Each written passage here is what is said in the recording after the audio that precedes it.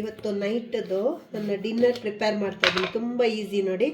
ಇದು shake mate ಅಂತ ಹೇಳಿದ್ರೆ ಇದು ನಮ್ಮ ಶೇಕ್ ಜೊತೆಗೆ ಮಿಕ್ಸ್ ಮಾಡಲಿಕ್ಕಿರುವಂಥದ್ದು. ಇದು 2 ಸ್ಪೂನ್ ಶೇಕ್ ಮೇಟನ್ನು ಈ ಥರ 1/4 ಲೀಟರ್ ವಾಟರಲ್ಲಿ ಹಾಕ್ಕೊಳ್ಬೇಕು. ಅದರ ಜೊತೆಗೆ ಸ್ಪೆಷಲ್ಲಾಗಿ ಒಂದು ರೆಸಿಪಿ ಮಾಡೋಣ ಅಂತ ಇದನ್ನೆಲ್ಲ ಇಟ್ಟಿದ್ದೀನಿ. ಅದ್ರ ಜೊತೆಗೆ ಇದು ನೋಡಿ ಪರ್ಸ್ನಲೈಸ್ಡ್ ಪ್ರೋಟೀನ್ ಪೌಡರು. ಇದು ನಾನು 1 ಸ್ಪೂನ್ ಹಾಕ್ಕೊಳ್ತೀನಿ.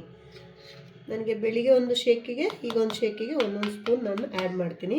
ಮತ್ತು ಮಧ್ಯಾಹ್ನ ನನ್ನ ಲಂಚಲ್ಲಿ ನಾನು ಪ್ರೋಟೀನ್ ಬ್ಯಾಲೆನ್ಸ್ ಮಾಡ್ತೀನಿ. ಅಂದರೆ ಕಾಳುಗಳು, ಮೊಸರು, ಇಲ್ಲಾಂದರೆ ಚಿಕನ್ ಏನಾದರೂ ಒಂದು ನನ್ನ ಅಥವಾ ಫಿಶ್ ಏನಾದರೂ ನನ್ನದು ಲಂಚಲ್ಲಿ ಇರುತ್ತೆ.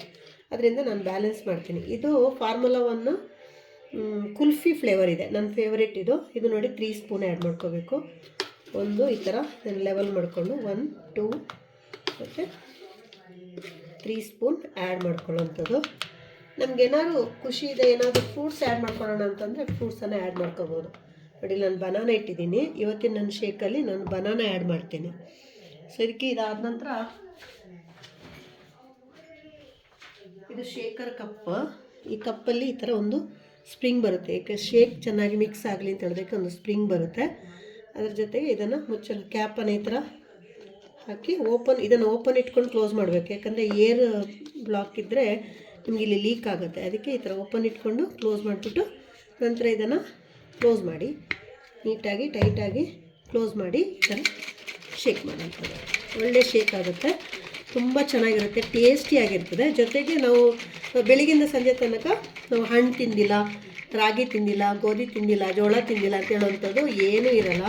ಎಲ್ಲ ಹಣ್ಣು, ತರಕಾರಿ, ಬೇಳೆ, ಕಾಳು, ಅಕ್ಕಿ, ರಾಗಿ, ಗೋಧಿ, ಜೋಳ ಎಲ್ಲ ನಮಗೆ ಇಷ್ಟು ಒಂದು 6 ಸ್ಪೂನ್ ಪೌಡರಲ್ಲಿ ಅದರಲ್ಲಿರುವಂಥ ಒಳ್ಳೆ ಅಂಶಗಳು ನಮ್ಮ ಬಾಡಿಗೆ ಸಿಗುತ್ತೆ. ಅದಕ್ಕೋಸ್ಕರ ಇದನ್ನು ಬ್ರೇಕ್ಫಾಸ್ಟ್ ಜಾಗದಲ್ಲಿ ತೊಗೊಂಡ್ರೆ ಬ್ರೇಕ್ಫಾಸ್ಟ್ ಆಗುತ್ತೆ, ಲಂಚ್ ಟೈಮಲ್ಲಿ ತೊಗೊಂಡ್ರೆ ಲಂಚ್ ಆಗುತ್ತೆ, ನೈಟ್ ಡಿನ್ನರಿಗೆ ತೊಗೊಂಡ್ರೆ ಡಿನ್ನರ್ ಆಗುತ್ತೆ. ಸೊ ಇದು ನನಗೆ ಈಗ 7 ಗಂಟೆ ಆಗಿದೆ. ಈಗ ನಾನು ಡಿನ್ನರ್ ಟೈಮಿಗೆ ನಾನು ನೈಟ್ ಡಿನ್ನರ್ ಆಗಿ ತೊಗೊಳ್ತಾ ಇದ್ದೀನಿ. ಸೊ ಇಷ್ಟಾದ ನಂತರ ಬೇಕಾದರೆ ನಾವು ಫ್ರೂಟ್ಸ್ ಆ್ಯಡ್ ಮಾಡ್ಕೋಬೋದು. ಸೊ ಹೀಗೆ ಮತ್ತೆ ಇದನ್ನು ಓಪನ್ ಮಾಡಿ ಇಟ್ಬಿಟ್ಟು ಒಂದು ಬಾಳೆಹಣ್ಣನ್ನು ತೊಗೊಂಡು ಇವತ್ತು ನಾನು ಬನಾನಾ ಆ್ಯಡ್ ಮಾಡ್ತಾಯಿದ್ದೀನಿ. ಈ ಥರ ತೊಗೊಂಡ್ಬಿಟ್ಟು ಒಂದು ಚಾಕುನಲ್ಲಿ ಚಿಕ್ಕದಾಗಿ ಕಟ್ ಮಾಡ್ಕೊಂಡು ಹಾಕೋಬೋದು. ಈ ಥರ ಟೇಸ್ಟಿಗೋಸ್ಕರ ಹಾಕ್ಕೊಂಡು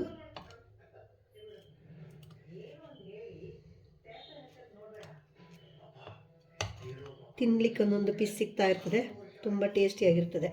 ಹಾಕ್ಕೊಳ್ಬೋದು. ಶುಗರ್ ಎಲ್ಲ ಇರ್ತಕ್ಕಂಥವ್ರು ನೋಡ್ಕೊಳ್ಳಿ, ಎಕ್ಸ್ಟ್ರಾ ಶುಗರ್ ಆ್ಯಡ್ ಆಗುತ್ತೆ, ಇದರಲ್ಲಿ ಕಾರ್ಬೋಹೈಡ್ರೇಟ್ ಇರುತ್ತೆ.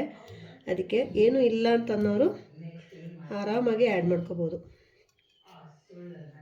ಬಾಳೆಹಣ್ಣು, ಆ್ಯಪಲ್, ಎನಿ ಫ್ರೂಟ್ಸು ಅಥವಾ ಡ್ರೈ ಫ್ರೂಟ್ಸು ಏನಾದರೂ ಆ್ಯಡ್ ಮಾಡ್ಕೋಬೋದು. ಈ ಥರ ನಾನಿವತ್ತು ಬಾಳೆಹಣ್ಣನ್ನು ಆ್ಯಡ್ ಮಾಡಿಕೊಂಡು ನನ್ನ ರೆಸಿಪಿಯನ್ನು ಕಂಪ್ಲೀಟ್ ಮಾಡ್ತಾಯಿದ್ದೀನಿ. ಓಕೆ, ನೀವು ಸೊಮ್ಮೆ ಟ್ರೈ ಮಾಡಿ, ಸೂಪರಾಗಿರುತ್ತೆ. ಟ್ರೈ ಮಾಡಿ ನೋಡಿ. Okay, thank you.